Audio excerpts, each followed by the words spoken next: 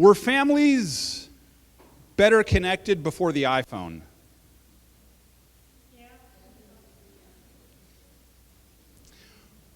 Did people make more eye contact before the iPhone? I think most of us would say, yeah. See, we were created to make eye contact. As a species, how our brains operate, how our bodies were created and designed. We're designed to make eye contact. This, of course, is a picture of...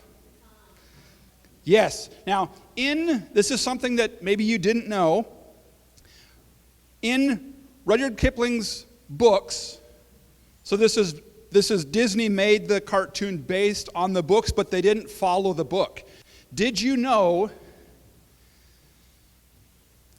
that Kaa and Mowgli were friends in the original book? He was not the villain. Strange things. Now, of course, if you remember, Mowgli was not susceptible to being hypnotized when looking into those big, beautiful eyes, right? Mowgli, because he was human, couldn't be hypnotized. But that's another thing that I think is wrong in the book and in the movie, is we as people are, in fact, hypnotized by looking into each other's eyes.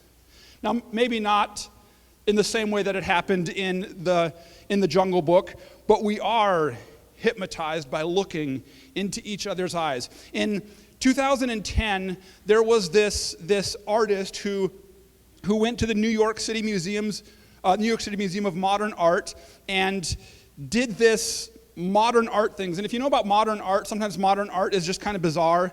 And so this artist, Marina Abramovic, I don't know how to say her name, what she wanted to do is she wanted to sit in a chair for 8 hours a day and invite strangers to come and sit in a chair across from her and just look into each other's eyes. And at first blush, you're like, that's weird. And maybe you're right. But what the artist and the museum didn't really, I don't know if they knew how successful this would be. What happened was, over the next handful of weeks, 1,500 people showed up to sit at a chair across from a complete stranger and just look into each other's eyes. And it became a bit of a phenomenon, like, this is so strange. And they discovered that humanity, that people, we have this deep need to make eye contact. And as that happened, you had a lot of different people who showed up and who spent maybe 2 minutes, and some people spent hours just looking into the eyes of a stranger. A writer for, I believe it was a Psychology Today publication, she went because she wanted to do an article about it and talk about that. And she said she waited in line for hours for her encounter, for her opportunity to sit at the chair across from the artist. And she described her anticipation this way. She said, I was afraid of judgment implicit in staring, afraid of the silence. And yet, as she settled in for a half-hour interaction with the artist, she found a surprising peace. Other participants sat for more than an hour. Eyes appeared entranced, as if swept away to some distant place or memory. And later she said the exchange changed her life and revealed a love that she'd never really felt before. And it's so bizarre, like they're still strangers. Some people, they sat and cried.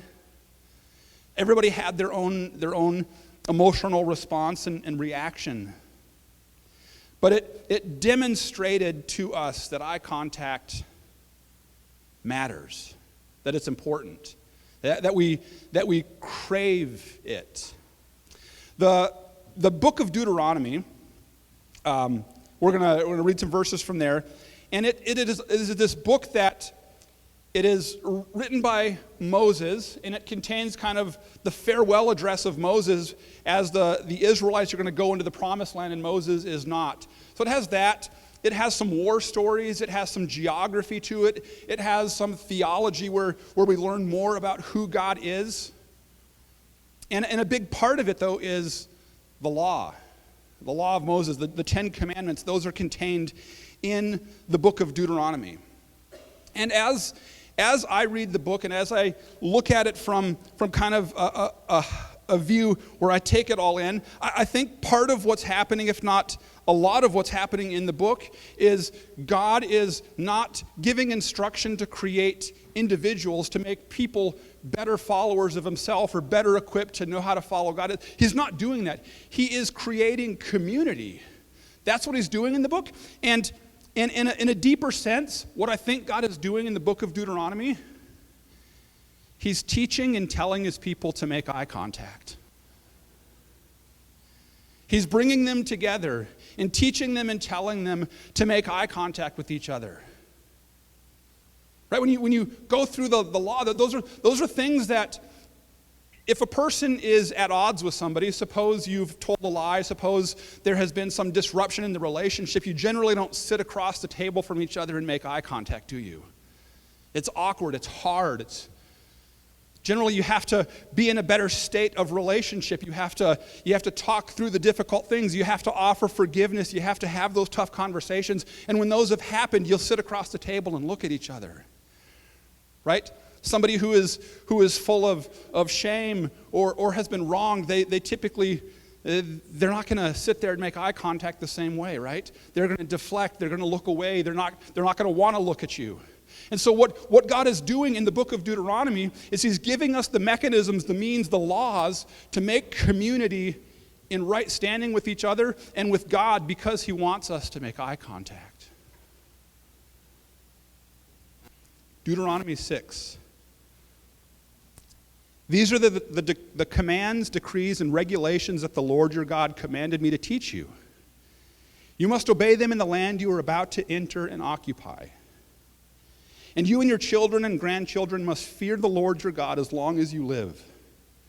If you obey all his decrees and commands, you will enjoy a long life. Listen closely, Israel, and be careful to obey. Then all will go well with you. And you will have many children in the land flowing with milk and honey, just as the Lord, the God of your ancestors, promised you. Listen, O Israel. The Lord is our God, the Lord alone. And you must love the Lord your God with all your heart, all your soul, and all your strength. And you must commit yourselves wholeheartedly to these commands that I am giving you today. Repeat them again and again to your children. Talk about them when you are at home and when you are on the road and when you are going to bed and when you are getting up. Tie them to your hands and wear them on your forehead as reminders. Write them on the doorposts of your house and on your gates. And God is giving the people these instructions about how to love him and how to teach the next generation, the rest of the community, who God is and what he expects and how to love him. That loving God with all your heart, your soul. See, to love God is to make eye contact with him. To be able to look at God without shame because you know you've been forgiven. To look at God with love because you know his goodness. To look at God knowing your relationship with him is in right standing. To love God is to look at him with eye contact. Where we're not afraid. Where we're not ashamed. Where we're not living a lie. Where we're not trying to hide things.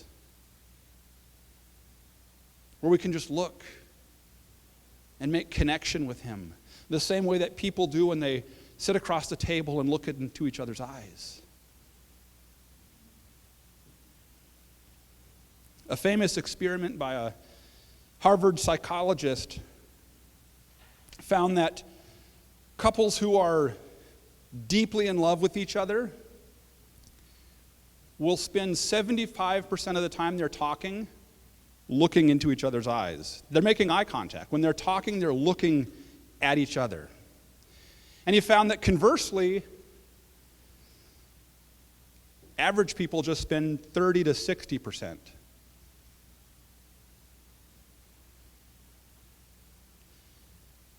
And if you're like me, you have a smartphone and it can do a lot of things. One of the things it does very well is distract us from each other, right? If you're like me, how often are you home with your loved one, having conversation while looking at a screen instead of the other person's eyes, right? That probably only happens in my house.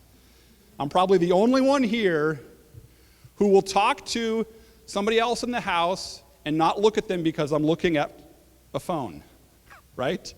I know you guys are like, David, how can you be such a terrible person? Like, you should look at the person if you're talking to him. Other studies show that prolonged eye contact can actually build attraction. Like, you will fall deeper in love with the person the more you look into their eyes.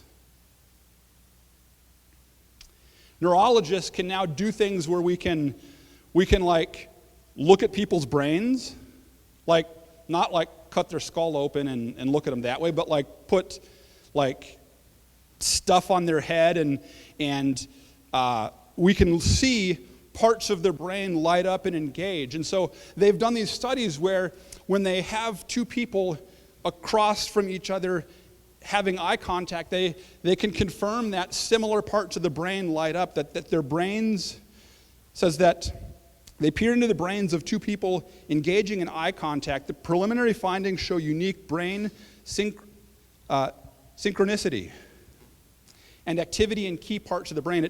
When we look at each other in the eyes, it lights up sections of our brain, social sections. It releases certain chemicals and things like that. Like, there's all this stuff that's happening, and it shows to me that as people, when God created us, He created us to be able to look at each other, to have eye contact, to share in connection that is deep. And so when in the book of Deuteronomy, when He taught people how to exist in community, and He was teaching people through the law how to exist in community with Him and be in relationship with Him, of course the overarching image I get is He's just telling us how to have eye contact with each other and with Him.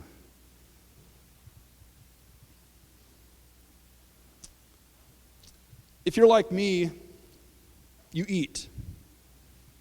I try to eat at least 3 meals a day, sometimes more than that.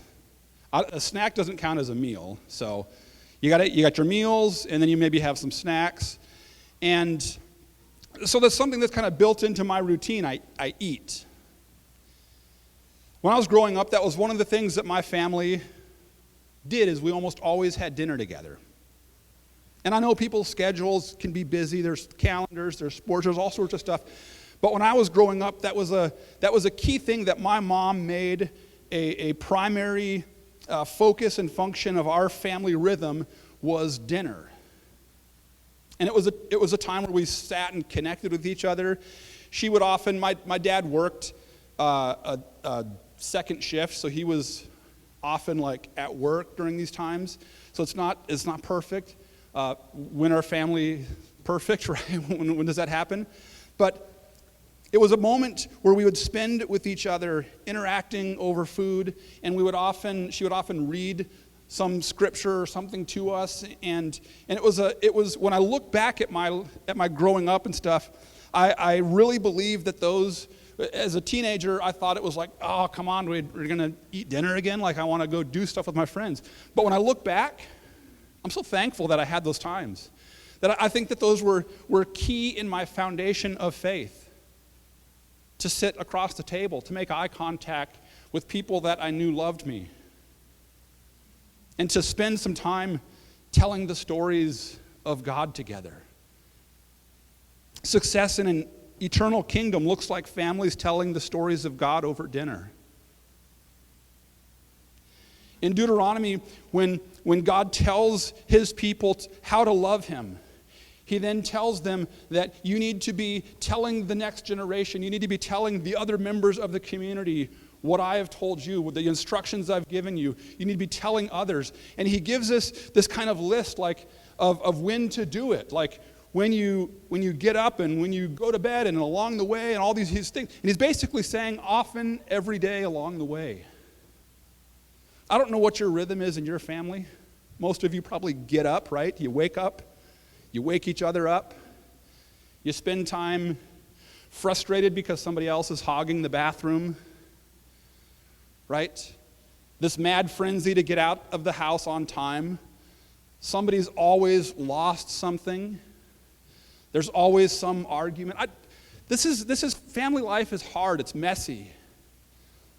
But often and every day and along the way, God is saying, be sure to be telling the stories about me. Be sure to be taking those moments together. It may be on the drive to school. Take those moments and check in with each other and ask questions that matter. Tell them something good about God. And parents, this falls a lot on you. You are the leaders of your family. You set the tone. And so maybe it is a thing where you come up with a certain question. You come up with a certain, maybe there's a verse or scripture you read. Tell your children that. Be the leader in doing what God instructed us to do. Often, every day along the way, be telling the stories of God.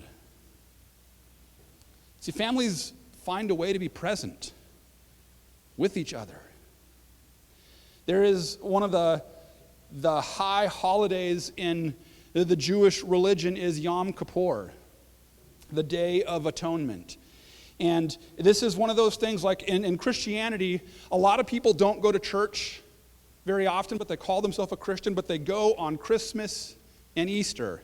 Well, Yom Kippur is similar in the Jewish culture. Lots of people maybe don't go to synagogue and stuff, but for Yom Kippur they will. It's the Day of Atonement, and its origins are in Leviticus 16, and you can read more about it in Hebrews 9 and 10. It's this day when the high priest would make these sacrifices, and it's the one day of the year he would go into the Holy of Holies. And it was a foreshadowing of what Christ would do. No longer does a priest make a sacrifice for you or for me, because Jesus was that sacrifice on the cross once for all to save us, to forgive us of our sins. In Judaism, with Yom Kippur, once a year, they would make these sacrifices. They would go into the Holy of Holies and they would renew the covenant vow. And there's these parts of this festival and feast. One of the things that's interesting about it is on that day, anybody who had been excommunicated because of their sin, those vows of excommunication, those grudges, those fights had to end on that day, the Day of Atonement, because everybody was invited back. Everybody got to be a part of that fast. And many Jews thought unless everybody was welcome, it wasn't valid. So all the grudges ended. And it was a renewing of their vows. A lot of the Jewish writings talk about Yom Kippur in marriage sort of language, like a wedding ceremony. And they will often use portions of Song of Solomon or Song of Songs. And if you want to make your spouse uncomfortable, go home and read that book together. One of the interesting things that would happen, that used to happen, is people would go together. It says Yom Kippur was a day in which men and women would once meet each other in vineyards in order to arrange marriages. While this story is surprising given the generally somber nature of the day, it is based on the biblical episode where the oath against marrying Benjamites was circumvented by allowing them to take women from the vineyards. And it's about the day's theme of abandoning grudges in order for the Jewish people to be united and reunited. So you're probably wondering, what is that story? Like, why on the Day of Atonement would couples go and arrange marriages at a vineyard? So I'm going to tell you this weird story. I love the strange, weird stories of the Bible, and I've spent most of my pastoring life looking for opportunities to share the most bizarre stories from the Bible because I like it. So there's this story in Judges, and it starts back in Judges 19, and there's this guy who has his wife. And sometimes it'll say concubine, and usually concubine was a wife of lesser stature. Anyway, they had some fight, and so she left. Right? This is how relationships work. There's often a fight, and one anybody leaves, and so she left and traveled back to her home and was staying with her parents again. And he went to go try to repair the relationship. And so he goes and he spends time with her and her family trying to mend this broken relationship. And he eventually convinces her to come back with him. And as they travel back, they get to this town and it's late and they have to stay the night there. And what happens is in this culture, usually people were always invited in. It was a very, there wasn't like hotels like we have today in all these different towns. And so they're out in like the town square and nobody has taken them in for the night. And it's kind of dangerous to just stay the night out in the open like that. And finally this old guy comes and says, "Why are you guys out here?" And they explain and he invites them in. But then the people of the town who are wicked come and they demand that they send her out so they can abuse her. And that happens. And the guy wakes up in the morning and finds his wife dead at the doorpost. And of course, he is furious. He does the most bizarre thing. This is graphic, this is gross, this is weird, it's in the Bible, so. He cuts her into 12 pieces and sends a piece of her body to the different tribes of Israel to say this is what happened, to bring shame onto them. This is what happened. This is the sin that was committed. And so these, and it happened in the tribe of Benjamin, in one of their cities, with Benjamites were the ones who did this. And so what happens is they all come together. There's 400,000 soldiers, and they are determined to avenge this sin. They are determined to bring justice for this thing. And so they do that. They go and they attack the Benjamites, and it's these series of battles, and the Benjamites are nearly wiped out. You think that your family life is complicated and that it's hard to get together for Thanksgiving? This is a whole nother level. And the tribe of Benjamin is nearly wiped out. There's just a few hundred of them left, and just men. And so what happens is, eventually the rest of the Israelites, they start to have some sorrow and remorse because you have the 12 tribes, the 12 sons of Jacob, whose name was changed to Israel. The 12 sons made up the 12 tribes. And so much of Jewish culture was built upon these 12 tribes. And they're afraid that one of these tribes is going to be lost. And so they meet together and they come up with this bizarre plan. You can read this in Judges 19, 20, and 21. It's very graphic, weird, and I'm just drawn to stories that are weird like that. They decide that there's this festival that's going to happen. They decide that they are going to send some of their young women into the vineyard where this festival is happening. And they tell the Benjamites, they tell those guys, when the dancing is happening, go out into the vineyard and snatch a wife and take her back to your land. And in doing so, they found a way to ensure that the tribe of Benjamin wasn't lost. They also found a way to kind of make it through that grudge they had against them. And it's a bizarre story. And the book of Judges actually ends just saying that, so the men of Benjamin did as they were told. Each man caught one of the women as she danced in the celebration. Then the people of Israel departed by tribes and families, and they returned to their own homes. In those days, Israel had no king, and all the people did whatever seemed right in their own eyes. And the book ends with this bizarre story.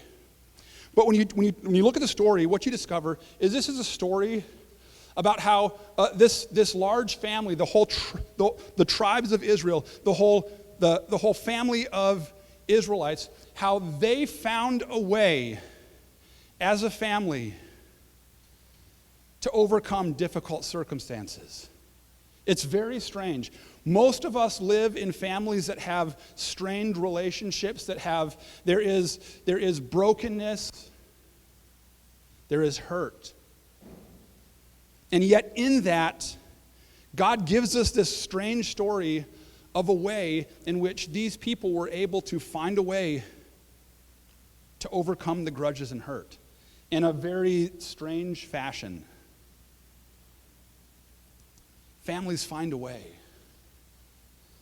And I understand that family life, sometimes there is legal stuff, sometimes there is abuse, and sometimes the way through is forgiveness but not togetherness, right? That's sometimes how it has to be. There can be forgiveness because we serve a Jesus who forgave us. So there can be forgiveness, but it doesn't necessarily lead to togetherness, right? But in other circumstances and situations, we find a way to make eye contact. We find a way to get over the hurts and the grudges. And in that story of Judges, that's what happened. They came together, they felt remorse for how they had almost wiped out the tribe of Benjamin, and they found a way to get over the grudge and make sure that the tribe wasn't lost. And there are people that you know, there are people maybe in your immediate or distant family who maybe it falls on us to make sure that they're not lost. And sometimes there is forgiveness but not togetherness. But in a lot of circumstances, when we forgive, the power of God can do amazing things. And families find a way to make eye contact. We're going to have the kids come in. And we're going to do communion together. We're going to gather around the tables. And so this is how it's going to happen. There's going to be more than just a few of you at the table. You're going to make a bigger circle around. There's several tables or some in the back and stuff like that. We're all going to gather around a table. And it's not going to be just your family. It'll probably include more than your family. And then each table, a couple people from that table or one person is going to come up and they're going to get the juice and the bread and bring it back to the table. There's also a sheet of paper that they're going to read. And you're going to take communion around a table. See, as a community and as families, we must build a routine of repeating the stories and words and ways of God. I don't know how that will happen in your family's routine. What I know is just simply that God told us we must do this. We must find a way to make more eye contact. We must find a way to forgive. We must find a way to let God repair brokenness. Most of our family lives are not as messy as it was with the Benjamites. There hasn't been that level of, thousands upon thousands of people were killed in this whole episode. If you read the story, it's crazy.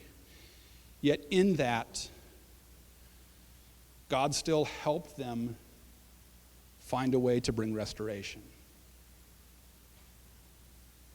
I don't know how. I got no answers.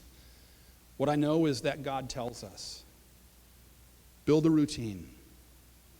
Repeat the stories and words and ways of God. And when you do that, he made promises. Promises about success in the land that they were going to. I believe that there's blessings from God that will fall on your families when you do this. And I don't know what those blessings will look like. I simply know that God is faithful when we are faithful. And that he is good.